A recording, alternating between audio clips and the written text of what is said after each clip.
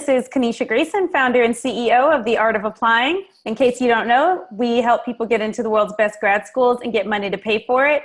Today we have our amazing client, Ashley, here to share her story. Hi, Ashley. Hey. So let's jump right in. Ashley, what is your fantastic news that we're celebrating today? So I got accepted, and I accepted Indiana University, Kelley School of Business. I got in with a full tuition through the Consortium. Fantastic. Congratulations. Thank you. Tell us, how do you feel? How did it feel when you first found out, and then how do you feel now? So I was actually debating between another school, Ohio State. So once I got the Kelley admittance, I was really happy. But then at the same time, I was just like, oh, crap, I have a really huge decision to make. And it took me about a month to kind of debate that with myself. Okay, great. And awesome. Well, I would love to hear, when you sign up to work with us, we ask you who the first 4 people you're going to tell when you get into school. I would love to hear who those people were for you and what that was like. So first 4 people, well, I'm combining my sisters. So it was my mother, my father, my sisters, and my boyfriend. Oh, so, good. And how did they react? They were happy. My family has a running group chat that we tell everybody's information. So I got the congratulations. My iPhone went off. I got the little confetti. I love it. I love it. Awesome. So let's go back to the beginning of the story. Tell us a little bit about yourself. Who is Ashley? What's her story? And why do you want to go to business school? Sure. So I graduated from Baruch College 2014, undergraduate operations management. And as soon as I graduated out of college, I had the opportunity to explore my career, which was in operations management. So I worked for a third-party logistics company, which I still work for now. And I slowly climbed up with different positions, working with warehouses. And I had the opportunity to travel to places I didn't even think I would ever go ever in my life. And I wanted to go to business school because I realized that there was more in supply chain that I wanted to discover. And I was only touching like a little bit of it. And I wanted to understand the beginning to the end. Mm-hmm. Okay, so you're going to be the end-to-end supply chain domain expert. Yes. Talk to us. What's the dream job? So I would love to work for Amazon, only because they're involved in so many things. And for supply chain, I will have the opportunity to possibly help to source parts for different products. I'll be able to work with distribution centers, work with vendors and helping sell their products. And because the world is ever changing and everybody wants their goods like right now, I think Amazon is the perfect place to explore supply chain and get that hands-on experience that I want. I completely agree. And I believe I messaged you about Boardroom, our program for people in grad school. If I didn't, then we could talk about it after the call. But that's exactly the type of stuff that we will work on, is helping you land an internship at Amazon. We actually have a old client that got into business school through the Consortium, who then got his internship at Amazon and a full-time offer. So it definitely can be done. All right. So Ashley, I know everyone watching would love to know your stats. So please let us know whatever stats you'd like to tell us related to age, GPA. You already told us you studied operations management at Baruch, so we know that. GMAT, GRE Score, things like that, years of work experience, whatever you want to share. Lots of numbers if people are interested in. Sure. So I graduated from Baruch College with a 3.01 GPA. That 0.01 matters. And I feel like that's very important to share, only because I know that there may be lots of people out there who think that like that's a really low GPA as compared to other candidates that are applying. I have almost 5 years of work experience. My anniversary will be May 19th. Yeah. May 19th. For GRE, I took the GMAT and I switched to GRE. My GRE score, I want to say, was a 153. On one section, there's quant and verbal? Oh, yes, my bad. Yes. So in total, sorry, it was a 303. Okay, so that's a very low GRE score Yes. and a low GPA. Yes. So this is an application miracle. Yes. Okay, Yeah. so let's talk about how we got the miracle. So you knew you needed a miracle, or did you know you needed a miracle? I discovered that I needed a miracle as I was as I was talking to people and like looking at other people. People were like, "Oh, I have a 750 GMAT with like a 3.7 GPA," and I'm like, "Oh no, wow, you have so many problems." So yeah, that was something that I knew that was really, really a weakness of mine. But I wasn't, and even throughout the application process, I felt discouraged because I'm looking at other people and like they're doing well, but I know that I really wanted an MBA, so I'm not gonna let um, stats kind of define me. So. That's right. That's right. So talk to us about why you reached out for help instead of trying to do it on your own. So I am a first generation child. My parents are from Jamaica. Awesome. And I, even with the college application process, when I was doing my undergraduate, they couldn't provide the help that they would like to provide because they didn't know anything about the college application process themselves. And just knowing that because I wanted to do that I wanted to go to the next level, I didn't have a support system, and I really did need one. So I reached out to you guys. I actually went to an event, I want to say in 2016, in New York.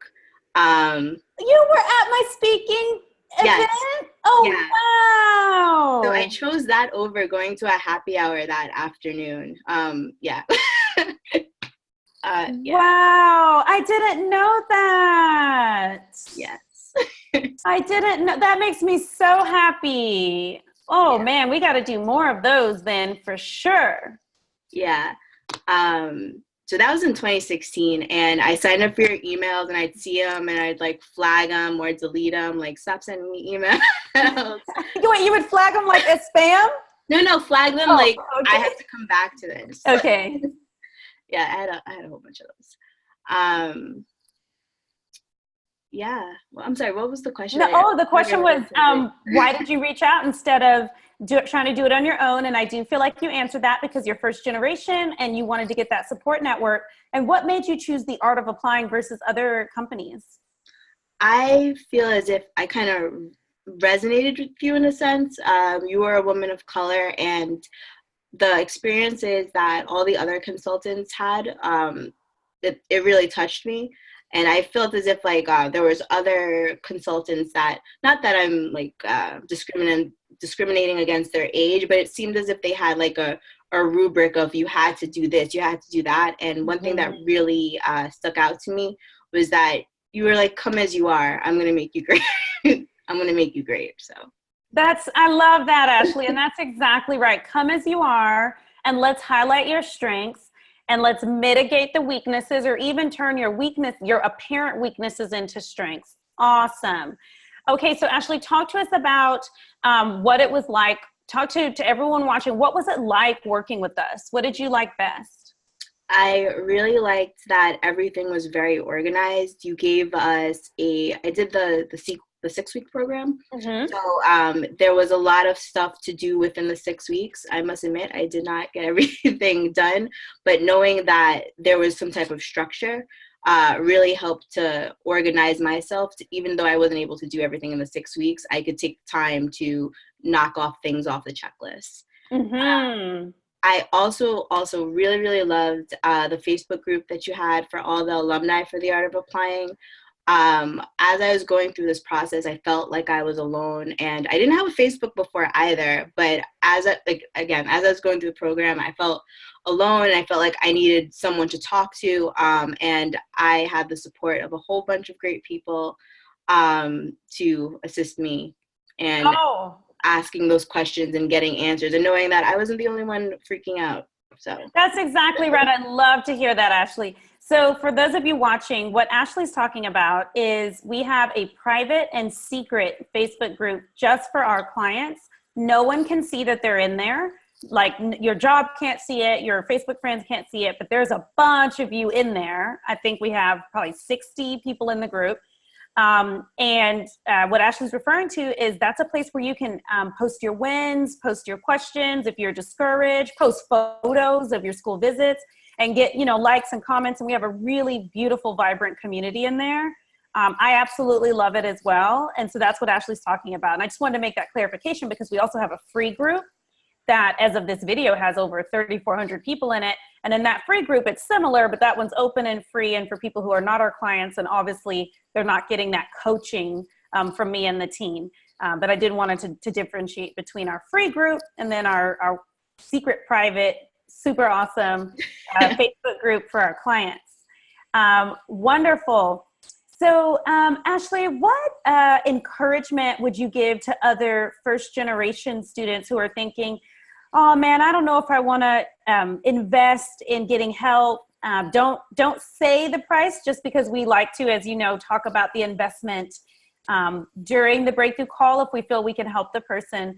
But it's not $0. It's not free. It's not doing it by yourself. So what would you say maybe to other first-generation applicants who are thinking, oh man, I come from a scrappy background, scrappy family. I'll just read a book and figure it out myself.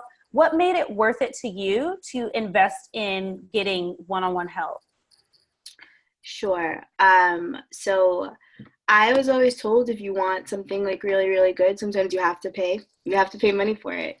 And I know that I really wanted an MBA, and I didn't want to have to keep on going through the same process, trying to figure out what I was doing wrong. I only wanted to do it one time. And I also knew that being able to navigate the system, well, not the system, well, yeah. Yeah, it's a system. Yeah, navigate the system in order to apply. Like I needed help. I know I needed help. And I was willing to pay to invest in myself. And in the end, I got a scholarship. So, I mean. Not just a scholarship, you got Oh, the Consortium fellowship. Yeah, you got a full scholarship. Yes. Right? Yeah. No student loans. Talk to me about that. How is your life going to change now that you're not going to have $100K, $150,000 in student loans? Absolutely full ride. So I know I'll be sleeping at night.